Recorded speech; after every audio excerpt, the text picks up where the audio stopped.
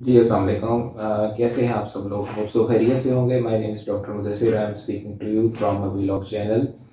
तो पिछले 2-3 दिन से I was researching upon some topics. उसमें से एक टॉपिक सिलेक्ट किया है मैंने, वो है सेंट्रल ओबेसिटी। तो आज हम इस सेंट्रल ओबेसिटी के बारे में बात करेंगे कि सेंट्रल ओबेसिटी क्या चीज़ है। मोटापा इसको आम ज़ुबान में कहते हैं। मोटापा देखिए जी 2 तरह का है, क्योंकि हमारी जो मेडिकल टर्मिनोलॉजीज़ है उसको हम कोशिश की जाएगी कि उसको थोड़ा-सा आम फ़हम ज़ुबान में डिस्क्राइब करें। ओबेसिटी है, इसको कहते हैं इंग्लिश में, मेडिकल टर्म में। तो मोटापा हमारी आम जो है लैंग्वेज उर्दू में इसको कहा कहा जाएगा। So starting from the baseline, इसमें हम मुख्तलिफ चीज़ें डिस्कस करेंगे, टाइप्स ऑफ फैट डिस्कस करेंगे। आज का टॉपिक हमारा ट्रांस फैट के मुतालिक है। ट्रांस फैट क्या चीज़ है, ट्रांस फैट से छुटकारा कैसे हासिल किया जा सकता है लाइफ में, और किस हद तक हासिल किया जा सकता है। क्या हम इसमें टोटली छुटकारा हासिल कर सकते हैं, या ये पॉसिबिलिटी है इसमें, या इसकी जो स्मॉलेस्ट क्वांटिटी है हम उसको किसी हद तक हमारी बॉडी बियर कर सकती है, बर्दाश्त कर सकती है। तो कोशिश की जाए कि कुछ वर्ड्स जो आपको आम तौर पे नहीं सुने होते ड्यू टू सम मेडिकल जो हमारी लैंग्वेज होती है, उसमें से जहाँ जहाँ आपको लगे मैं कोशिश करूँगा उसको उर्दू में एक आम फहम ज़ुबान में उसको बताया जा सके।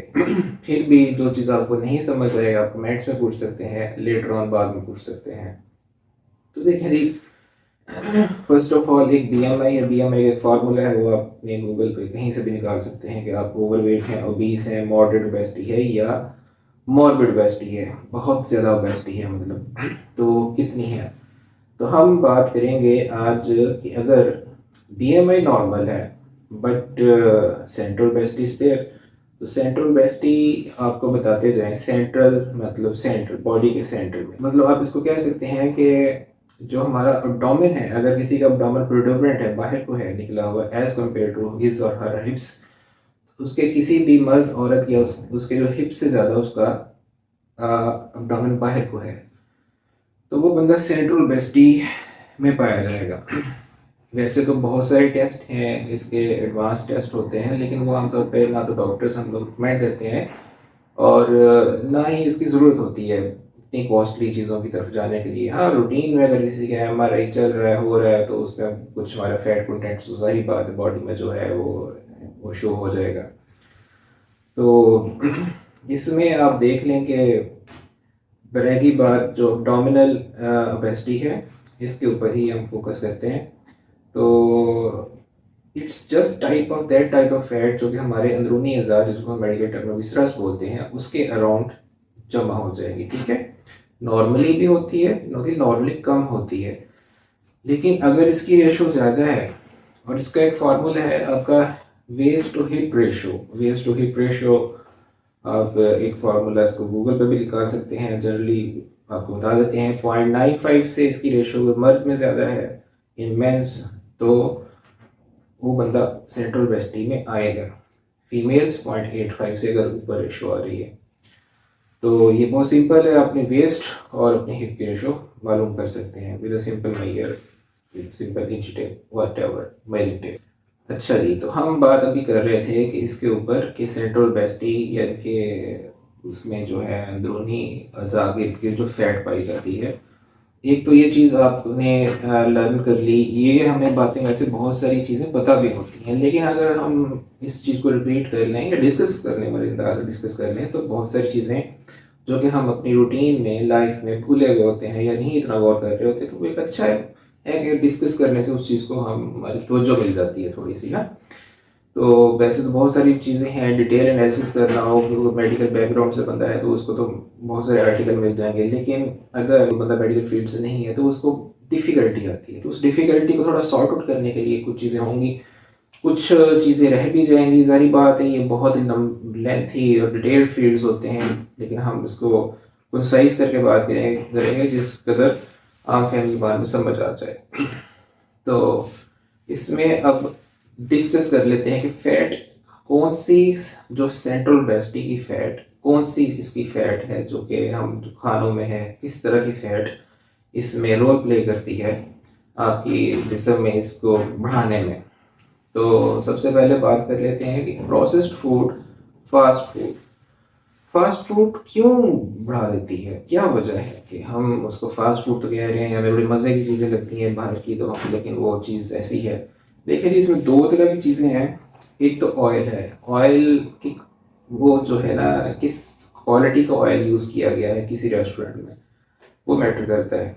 अगर तो उस ऑयल में अगर उस ऑयल में ट्रांस फैट्स ज़्यादा हैं। ट्रांस फैट्स क्यों मैन्युफैक्चरर बाज़ का किसी ऑयल में, तो उसमें मैन्युफैक्चरर्स बाज़ का उसका पार्शली हाइड्रोजनेटेड ऑयल कहते हैं इसको, वो उसमें उसका जायका बढ़ाने के लिए या उसकी शेल्फ लाइफ बढ़ाने के लिए या उसके साइकिल्स जो होते हैं किसी चीज़ को, अगर कोई रेस्टोरेंट फ्राई कर रहा है और अगेन अगेन फ्राई करना चाह रहा है उसमें, तो कुछ ऑयल्स ऐसे होंगे जो उसकी शेल्फ लाइफ बढ़ाएंगे, रिसाइकलिंग बढ़ाएंगे। साइकिल्स, कितने साइकिल्स आप उसको डीप फ्राई में से निकाल सकते हैं वो।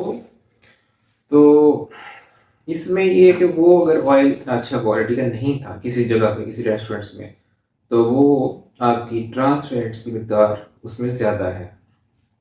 मतलब उनको तो फ़ायदा हो गया, बट किसी हद तक हम हेल्थ के साथ भी खिलवाड़ कर रहे हैं इसी माशरे में रहते हुए।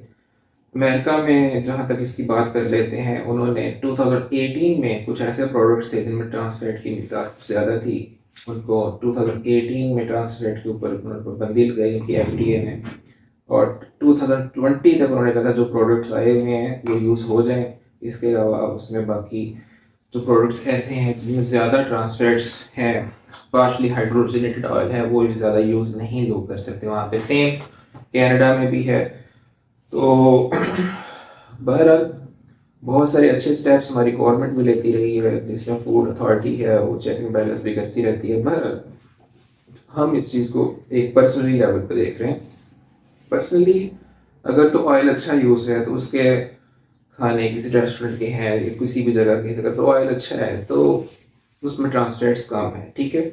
और अगर ऑयल आपको नहीं पता, और वो लोग भी तो, जो रेस्टोरेंट्स हैं या कुछ ऐसी जगह होती हैं, स्ट्रीट रेस्टोरेंट्स हो गए या कुछ और जगह कह लें, किसी ने अच्छा ऑयल भी यूज़ कर लिया, किसी ने दूसरा ऑयल यूज़ कर लिया, वो they didn't know about the which type of oil they are using. Basically तो कॉस्ट के ऊपर जा रहे होंगे कि कॉस्ट हमें किसी की इतनी पड़ रही है और जायके में भी वो ऑयल ही अच्छा है। तो ये ज़्यादातर काम गवर्नमेंट का आ जाता है कि उसने इंश्योर करना होता है कि कौन सी प्रोडक्ट है जो एक चेन में जा रही है और उसको कितना, उस पर ट्रांस फैट की क्वांटिटी कितनी है, और गवर्नमेंट इस पर वक्तन फ़वक्तन करती भी रहती है, सारी बात है। बहुत सारे अच्छे स्टेप्स भी गवर्नमेंट ले रही होती है तो उसको अप्रिशिएट भी करना चाहिए।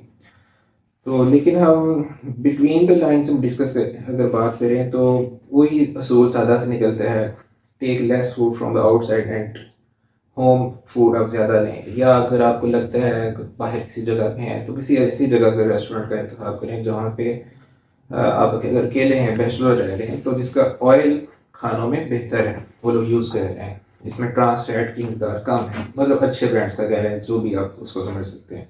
तो इसमें 3-4 किस्म की फैट्स होती हैं। अगर हम इसको साइंटिफिकली बेस पर देखें, मोनो अनसैचुरेटेड है, पॉली अनसैचुरेटेड है, सैचुरेटेड है और ट्रांस फैट है। इसमें मानो अनसैचुरेटेड या पॉली अनसैचुरेटेड तो किसी हद तक अच्छा रोल प्ले करती हैं, लेकिन सैचुरेटेड एंड अगर क्वांटिटी में ज़्यादा हो गई हैं तो वो बैड हो जाएंगी। ट्रांस फैट तो ऑल टुगेदर इज बैड। उसका रोल तो किसी चीज़, किसी बॉडी में ज़रूरत भी नहीं होती उसको, लेकिन बहुत कम इतनी मिकदार में होती है कि वो इंसान को नुकसान नहीं पहुंचाती। कहीं मीट में है, काऊ मीट में है, या नेचुरली प्रोडक्ट्स, नेचुरली जो डेयरी प्रोडक्ट्स हैं, मिल्क में, अगर मिल्क में सैचुरेटेड ज़्यादा है, ट्रांस तो नहीं है, लेकिन अगर नेचुरली ओरिजिन कुछ प्रोडक्ट्स हैं जो मैन्युफैक्चरिंग में भी आ जाते हैं, चीज़ हो गया जैसे, तो लो क्वांटिटी में होती हैं, इतना ज़्यादा नुकसान नहीं पहुंचाती उसमें ना।